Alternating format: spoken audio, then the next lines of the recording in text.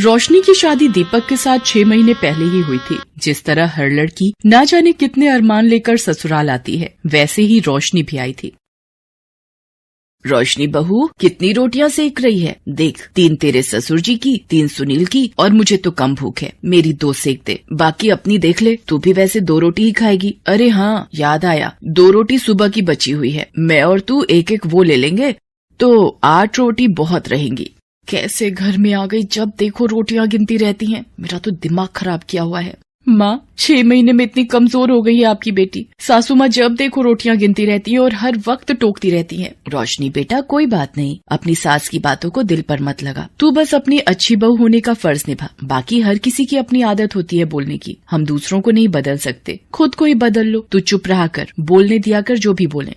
रोशनी अपने काम में लग जाती है। अगले दिन, ये क्या रोशनी, तूने अभी तो दीपक के लिए चाय बनाई थी, अब दोबारा क्यों बना रही है? फ्राई पैन में बची हुई चाय रखी तो है, वही पी लेती। माँ जी, चाय थोड़ी देर भी पड़ी रहे तो उसका स्वाद बदल जाता है, और मुझे ताजी चाय पीने की आदत है। तो ये चाय मुझे दे दे, इतनी महंगी चीनी पत्ती दूध वाली चाय है। माँ जी, सिर्फ 2 घूंटी तो है, ये क्या पियोगे? मैं ताजी बना रही हूँ, पी लो।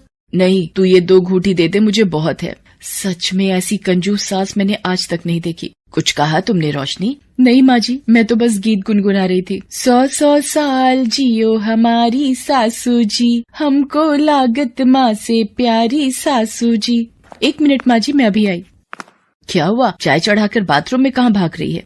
रोशनी जैसे ही बाथरूम में जाती है उसे उल्टियाँ होने लगती हैं। थोड़ी देर बाद वो बाथरूम से बाहर आती है।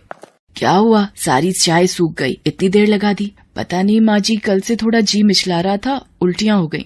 अरे, बदहजमी हो गई होगी, जा नींबू चाट ले, ठीक हो जाएगा। पर बदहजमी कैसे माँ जी, मैंने तो कुछ खाया ही नहीं। रोशनी कमरे में आकर अपनी माँ को फोन लगाती है। माँ, क्या करूँ फिर, आप ही बताओ, जाऊँ फिर डॉक्टर के पास या अभी रुक जाऊँ? 1 दिन और देख ले बेटा, नहीं तो एक काम कर, दीपक से प्रेगनेंसी टेस्ट करने वाली किट मंगवा लेना, हो सकता है तुझे दिन चढ़ गए हो। ठीक है माँ, कल तक देखती हूँ। रोशनी को शरीर में कमजोरी महसूस होने लगती है। तभी, क्या बात है रोशनी, इतने छोले चावल किसके लिए बनाए थे जब खाने नहीं थे? ये लोग तो सुबह लंच ले गए, उसके बाद वैसे के वैसे ही पतीले रखे हैं, जब नहीं खाने थे तो बनाए क्यों? माँ जी, मेरी तबीयत कुछ ठीक नहीं है, थोड़ी देर बाद खा लूंगी। अब रात को कुछ नहीं बनाना, यही पूरा हो जाएगा, समझी? कमला अपने कमरे में चली गई। रात में, रोशनी, ये कुकर में क्या बनाने की तैयारी है? छोले चावल रखे तो हैं, वही गर्म कर लेंगे।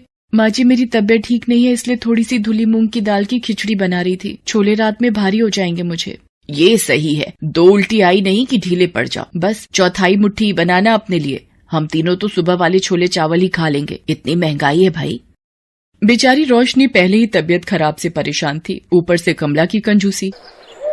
अगले दिन रोशनी को फिर उल्टियाँ होने लगती हैं। वो दीपक को बताती है। वो प्रेगनेंसी टेस्ट किट ले आता है। रोशनी चेक करती है। दीपक, मैं माँ बनने वाली हूँ।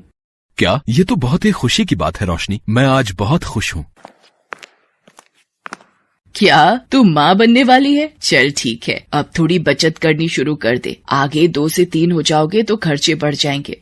माँ जी, मैं दीपक के साथ डॉक्टर के पास होकर आती हूँ। अरे, उसे क्यों परेशान कर रही है, उसे काम पर जाने दे, मेरे साथ चलना। दीपक काम पर चला जाता है। रोशनी कमला के साथ डॉक्टर के पास जाती है।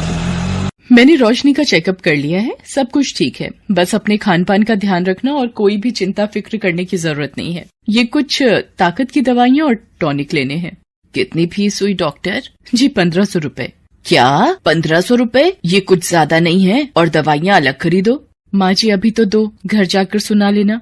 अब इतने पैसे यहाँ लग गए, दवाइयाँ भी 1200 की आ गई, अब ऑटो के 80 रुपए नहीं दूंगी, पैदल चल ले। पैदल चलना गर्भवती के लिए अच्छा होता है। कहाँ फंस गई मैं इन जैसी कंजूस के साथ। कमला और रोशनी घर आ जाते हैं। अब रोशनी गर्भवती थी तो उसे ज्यादा ध्यान रखने की जरूरत थी, पर कमला की कंजूस आदत से वो कैसे पीछा छुड़ाती। एक दिन, रोशनी, ओ रोशनी, कहाँ है? माँ जी, बाहर हूँ, ये दशहरी आम वाला भैया आया हुआ है, वही ले रही हूँ। ओ भैया, क्या भाव दे रहा है? अम्मा जी 70 रुपए किलो दिए हैं 2 किलो के, तुम 60 रुपए दे देना, बोनी का टाइम है। अरे, क्या लूट मचा रखी है, औरतें देखकर भाव बढ़ा दिए, और ये आम तो हैं भी बिल्कुल बेकार पिलपिले से। पर माँ जी, मेरा आम खाने का बहुत मन था।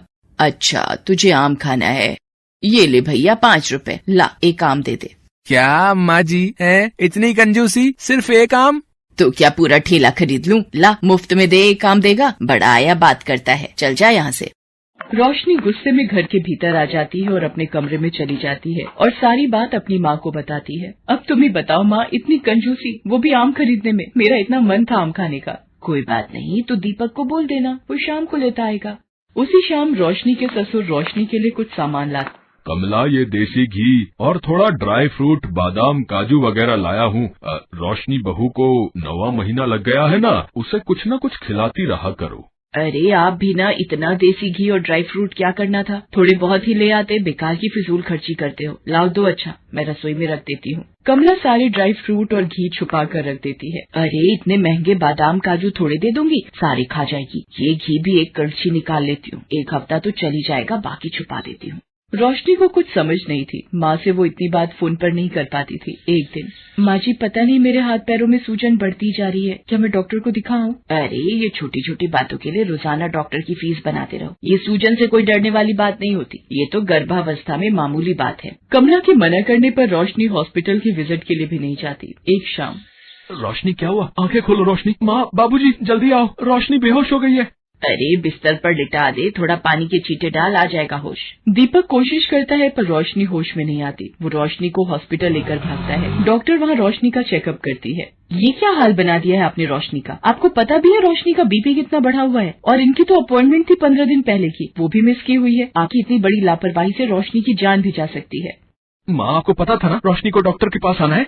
कमला घबरा चुकी थी, उससे बड़ी गलती हो चुकी थी।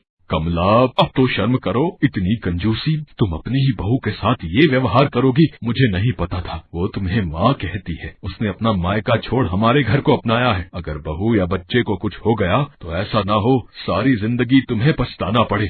माँ, अगर आपको मेरे और रोशनी के रहने से कोई परेशानी है, बस एक बार रोशनी ठीक हो जाए, मेरा बच्चा सकुशल दुनिया में आ जाए, फिर मैं अपनी पत्नी और बच्चे को लेकर हमेशा के लिए चला जाऊंगा। नहीं नहीं दीपक, मुझे माफ कर दे बेटा, मेरी आंखों पर कंजूसी की पट्टी बंधी थी, मैंने सही को गलत नहीं समझा। दीपक के पापा, आप भी मुझे माफ कर दो। मैं एक ऐसी सास हूँ जिसने अपनी ही बहू को मौत के मुंह में धकेल दिया। भगवान मुझे क्षमा कर दो। कमला रोने लगती है, तभी डॉक्टर आ जाती हैं। बधाई हो, बेटा हुआ है, माँ और बच्चा दोनों ठीक हैं। सब लोग बहुत खुश होते हैं। घर आने के कुछ दिन बाद दीपक रोशनी से कहीं और चलकर रहने के लिए कहता है, पर रोशनी मना कर देती है। दीपक, माँ जी को छोड़कर मैं कहीं नहीं जाऊंगी, वो मेरी माँ है, मैं उन्हें छोड़कर कहीं नहीं जाऊंगी।